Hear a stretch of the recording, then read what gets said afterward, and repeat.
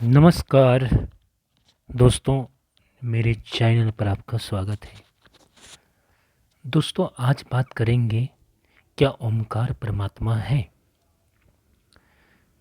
आज से इस पर बहुत अच्छी बात करेंगे, तो वीडियो तक अंत तक जरूर बने रहिएगा। ओमकार परमात्मा है।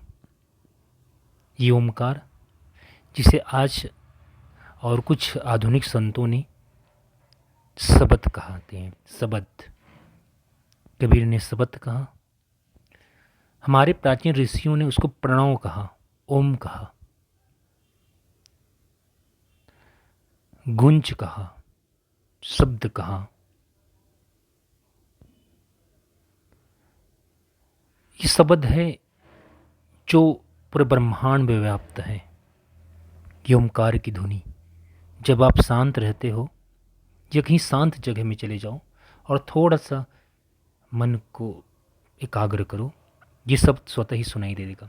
और कई जगह तो इतनी शांति है कि स्वतः वहाँ पर ओम की ध्वनि सुना जा सकता है।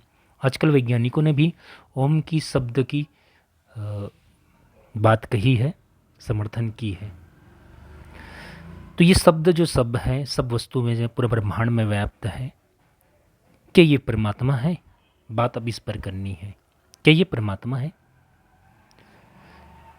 सबसे बड़ी बात, अगर ये परमात्मा है तो यंत्र द्वारा इस शब्द को सुना जा सकता है।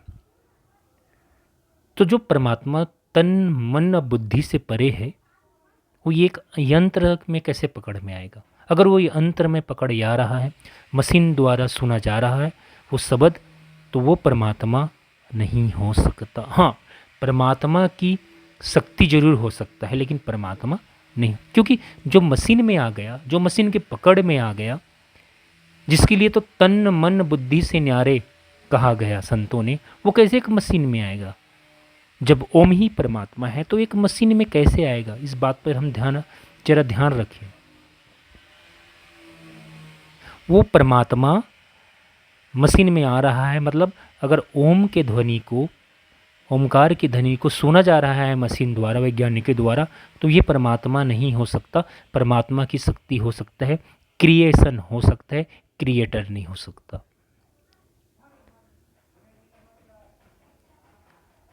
तो जब कहते हैं कि सब जगह इसको शब्द कहते हैं, ओम कहते हैं, शब्द से जुड़ो, शब्द से जुड़ोगे तो वो परमात्मा तक पहुंच जाओगे।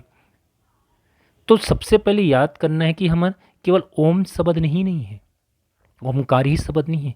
परमात्मा ने सृष्टि उत्पन्न करने के लिए कबीर जी बताते हैं कि 16 शब्द की उत्पत्ति की, 16 शब्द। इसमें के एक शब्द ओमकार है। ओमकार 5 शब्दों से मिलकर बना है। अ उ म इंकार बिंदु, ये 5 शब्द से ओमकार बना है। अ उ म ओम, इंकार और बिंदु, इससे ओमकार बना है। ये शब्द है केवल।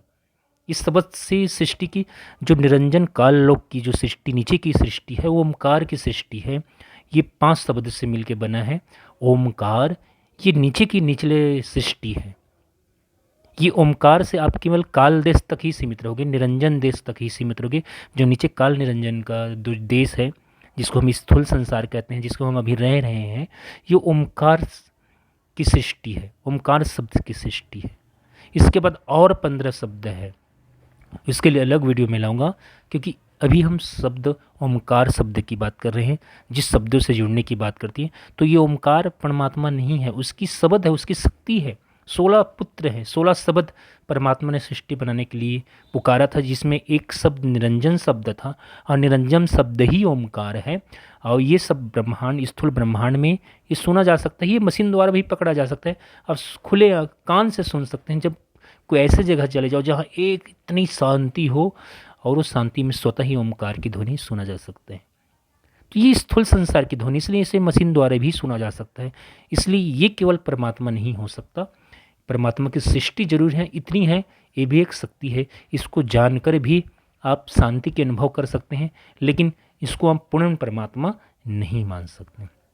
इसके बाद और शब्द है, ओमकार के ऊपर और शब्द है।